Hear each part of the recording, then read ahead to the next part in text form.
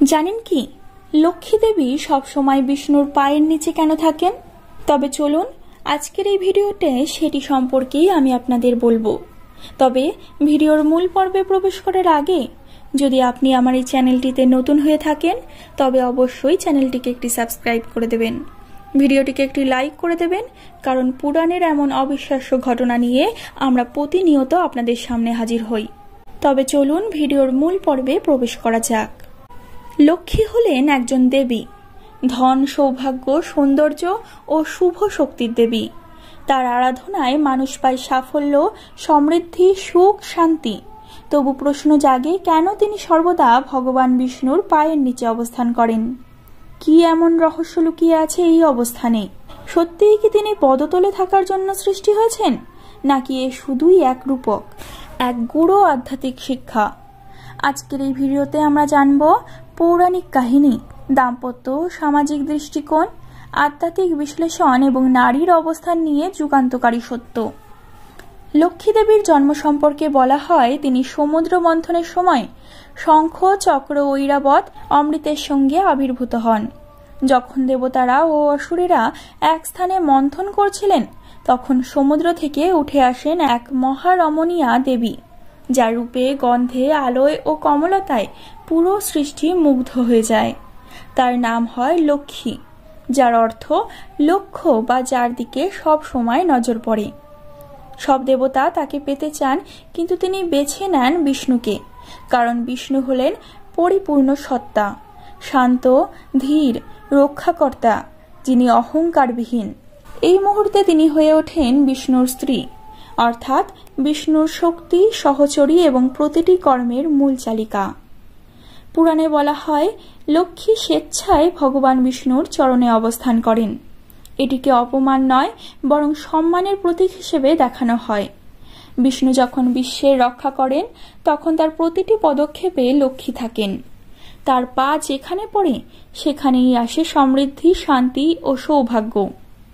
এই কারণেই হিন্দু ধর্মে বলা হয়, বাড়িতে যদি লক্ষ্মীর পা পড়ে তাহলে সব ভালো হয়ে যায়, অর্থাৎ পায়ের চিহ্ন মানেই সৌভাগ্যের আগমন।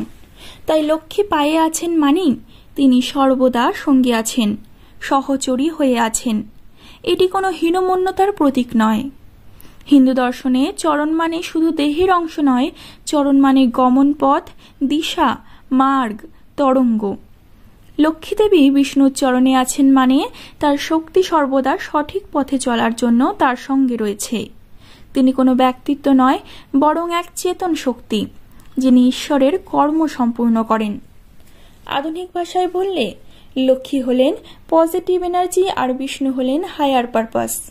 তাই লক্ষ্মীর পদতলে থাকা মানে সব থেকে পবিত্র পথে শক্তি প্রবাহিত হওয়া।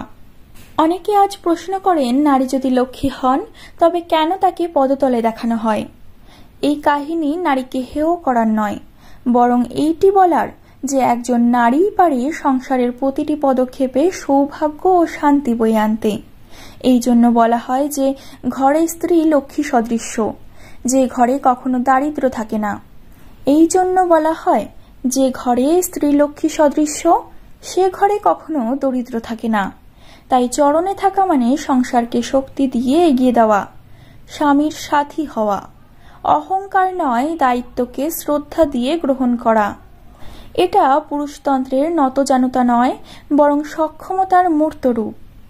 অন্য পুরাণে বলা হয়, লক্ষ্মী হলেন চঞ্চলা, অর্থাৎ তিনি এক জায়গায় স্থায়ী হন না। তিনি কেবল সেই পায়ে থাকেন যে পা চলে ধর্মপথে। তিনি কেবল সেই হৃদয়ে থাকেন যেখানে অহংকার নেই। তাই বলা হয়, যে পুরুষ শুদ্ধ মন ও আচরণে জীবন চালান, সেই পুরুষের পায়ে লক্ষ্মী থাকেন। আবার অন্যায়, লোভ বা পাপ হলে লক্ষ্মী সরে যান। বিষ্ণু নিজে কখনোই লক্ষ্মীকে নিচে রাখেননি, বরং তিনি বলেন, তুমি আমার অর্ধাঙ্গিনী, তুমি ছাড়া আমি কিছুই নই, তোমার ছোঁয়া ছাড়া আমি নড়িও না। তাই লক্ষ্মী তার পায়ে আছেন মানে তিনি প্রতিটি কাজে, প্রতিটি পদক্ষেপে, প্রতিটি সংকল্পে, প্রতিটি দৃষ্টিতে আছেন, নীরবে কিন্তু ক্ষমতায়।